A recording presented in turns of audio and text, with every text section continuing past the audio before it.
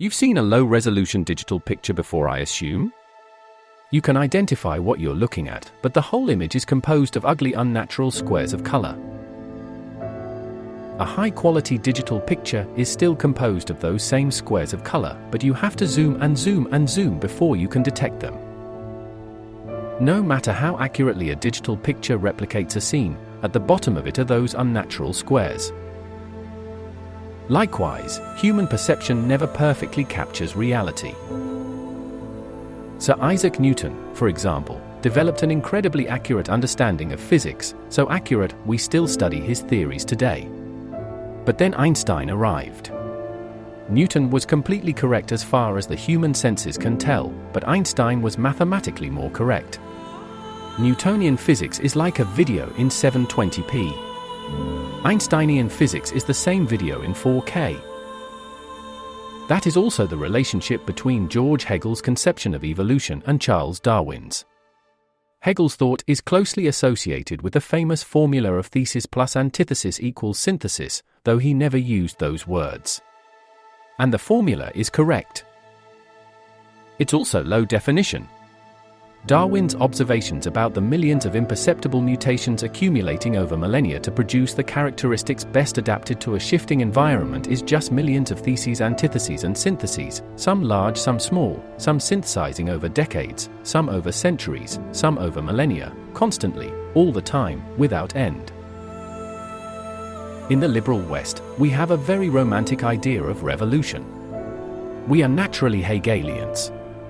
We look at the world order, the thesis, and imagine that we can design the perfect antithesis that will produce a utopian final synthesis. If you have a low enough resolution picture, it's easy to see which squares can change to which colors to make the picture look the way you want it to. Marx was the most famous and explicit Hegelian political thinker. Capitalism overthrown by a dictatorship of the proletariat results in communist utopia. Wrong. Because capitalism is a massive global phenomenon made up of billions of laws, assumptions, and independent interactions. Therefore, the problems of capitalism, and indeed their solutions, are distributed between those billions of laws, assumptions, and interactions. Marx could not possibly understand them all, and therefore could not possibly address them all. What we humans often fail to realize is that we don't see the real world when we look at it. We see a digital picture where the squares of color are undetectable. But when we act on the world, we don't act on the world as we see it, we act on the world as it is. Take, for instance, the Leaning Tower of Pisa. The architects saw a patch of solid ground. And it was solid ground. Except there was a detail that didn't appear in the digital picture in their heads. The ground is only solid up until there's 14,500 metric tons of marble on it. Then it's soft ground. And even though the architects didn't see that detail, when they put 14,500 tons of marble on that spot, it became soft anyway. That's exactly why political revolution is so dangerous. We are trying to change huge pictures without the ability to see the details as we change them. Almost every ideological revolution ever undertaken in human history, be it Marxist, liberal, or populist, made things instantly worse for the people it was meant to help. Lenin's communists massacred farmers, the French liberals guillotined half the liberals, and Hitler gleefully sent millions of blonde-haired, blue-eyed Aryans into the meat grinder for his own self-destructive ends. That's what made the American Revolution so revolutionary. The Founding Fathers won a war and found themselves ruling over an independent nation with 5.3 million people on the far side of the world. What did they do with their absolute power? They kept the same type of government filled with the same politicians, the same type of legal system filled with the same lawyers and judges, and built in ways for their descendants to change and update it slowly over time without violence.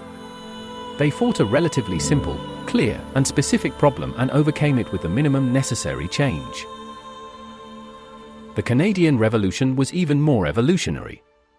Nearly 100 years after the American Revolution, in 1867, England confederated their New World colonies, granting Canada self-rule, and not until 100 years after that, 1982, the year Michael Jackson released Thriller, Did Canada ratify its own independent constitution and assume among the powers of the earth the separate and equal station to which the laws of nature and of nature's God entitled them?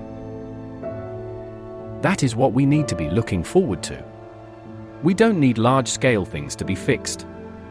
We need the freedom and opportunity to attempt to solve the small problems that face us personally. No single entity simply decided to overthrow the agrarian world order to more efficiently feed the world.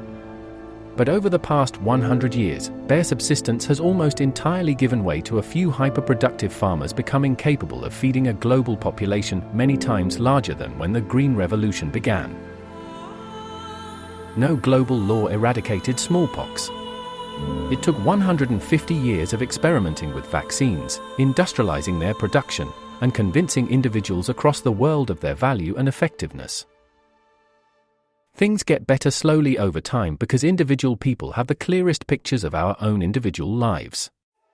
By focusing on the small specific problems that we personally face, we are able to produce higher quality, more detailed solutions. And because the solutions are more personal, those making the changes are also those who suffer the unintended consequences.